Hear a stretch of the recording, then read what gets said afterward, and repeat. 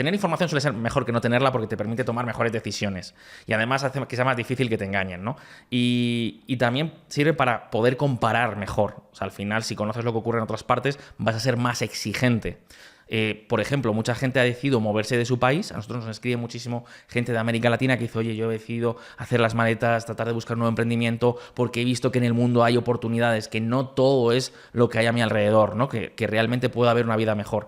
Creo que eso hoy es más fácil que antes y hace que seamos mucho más exigentes con el poder político, pero al mismo tiempo estamos en las fases iniciales, nos ha generado un efecto champán y también de una enorme polarización. Yo creo que eso es un poco Donald Trump. Es decir, Donald Trump tendrá cosas buenas, tendrá cosas malas, pero sobre todo es un líder de una nueva generación de comunicación que llega con unos mensajes muy duros, que llega con unos mensajes que son más propios a lo mejor de Twitter o de X ahora que de lo que tradicionalmente ha sido el discurso político, ¿no? O sea, es un creador de contenido. Claro, se ha convertido prácticamente en un creador de contenido porque ha llegado a mucha gente que antes no participaba en el proceso electoral. Claro. En Estados Unidos la política nunca ha sido algo muy popular frente a lo que podamos pensar. Anda. De hecho, la participación electoral en Estados Unidos siempre ha sido muy, muy baja. Y de hecho, por ejemplo, en las ciudades o los estados, cuando vas a votar al ayuntamiento o a lo que sería en España la comunidad autónoma, estamos hablando de participaciones electorales de hasta el 10%. Wow. O sea, hay muchísima abstención. En Estados Unidos, digamos que la política siempre se ha visto con mucha distancia. Y en cambio, lo que ha ocurrido ahora con las redes sociales y con la llegada, por ejemplo, de personajes o de líderes políticos como Donald Trump, es básicamente que de repente esto ha cambiado. Porque al final de repente te llegan vídeos por WhatsApp. Porque de repente entras en X y te encuentras con que fulanito dice no sé qué, pues yo estoy de acuerdo, no estoy de acuerdo. Y ves unos debates muy intensos. Y de repente abres Facebook y te encuentras lo mismo.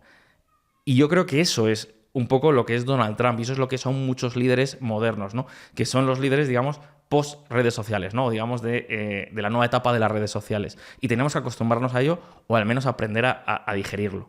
Esto pasó en su día con la televisión también. ¿Cómo creéis que va a afectar la gobernanza de Donald Trump? Porque se habla mucho de que va a afectar en Ucrania. También se habla, incluso hace poco escuché que iba a eliminar muchos impuestos, de que no va a haber como doble impuestos, como por ejemplo Nueva York, que tiene impuesto Nueva York, más impuesto como que tienen doble. ¿Cómo puede afectar a nivel mundial, a nivel económico dentro de Estados Unidos? A ver, voy a decir una cosa un poco controvertida. Muchas personas de las que nos estén viendo en este momento van a decir, Enrique, eres un pipipi, ¿no? Donald Trump tiene muy poco poder. Muy poco poder. Tiene mucha influencia, pero muy poco poder institucional. En Estados Unidos, la presidencia, el poder ejecutivo está muy restringido, básicamente porque en su día sustituyeron a un rey. Es decir, la independencia de Estados Unidos viene porque no querían estar sometidos a un rey extranjero. Entonces fueron muy cuidadosos de que no hubiese un nuevo rey en Estados Unidos. Eso hizo que la presidencia esté muy limitada y muy acotada. En Estados Unidos quien tiene el poder es la Cámara Legislativa, es el Senado y es la Cámara de Representantes y es la Corte Suprema, esencialmente. El Poder Ejecutivo tiene muy poco poder. Entonces ahora estamos escuchando muchas cosas de Donald Trump. Donald Trump dice, Donald Trump anuncia. Pero básicamente Donald Trump, donde tiene capacidad de actuaciones en política exterior y en la gestión del Ejecutivo conforme a lo que le dice el Congreso, ¿no? La Cámara de Representantes y el Senado. Claro, donde tienes influencia, o sea, Donald Trump tiene influencia política. Él puede ir donde los senadores republicanos o ir donde los congresistas republicanos y decirle, oye, me tenéis que aprobar este cambio. Lo que pasa es que el proceso legislativo en Estados Unidos es muy lento, es muy duro y es bastante complicado porque está basado en contrapesos. Con lo cual, lo más probable es que Donald Trump no consiga hacer grandes cosas, ni para bien ni para mal. Es decir, vamos a encontrarnos muchísimo ruido, probablemente nos encontremos un tema de aranceles o una guerra comercial, que eso él tiene ciertas potestades para hacerlo, aunque también limitadas, pero a medida que se vaya agotando su mandato, y especialmente porque tenemos que recordar que Donald Trump no se puede presentar a la reelección, es lo que en Estados Unidos toda la vida se ha considerado como un pato cojo, es decir, un presidente que pierde influencia muy rápidamente porque los congresistas y senadores saben que ya no va a estar en la boleta en las próximas elecciones, ¿no? Que no va a estar en la lista.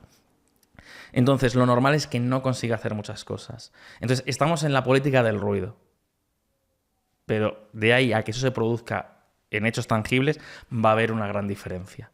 Con lo cual, en Ucrania sí puede haber un cambio. Es decir, pues parece que hay un alto el fuego, parece que va a haber un acuerdo de paz, o al menos Washington lo va a intentar por todas las vías, y habrá que ver luego cómo se gestiona ese acuerdo de paz, ¿no? Que ahí es donde Europa tiene una gran responsabilidad. Pero más allá de estas cuestiones, no os penséis o no pensemos ni que para bien ni para mal Donald Trump va a cambiar el mundo en el que vivimos.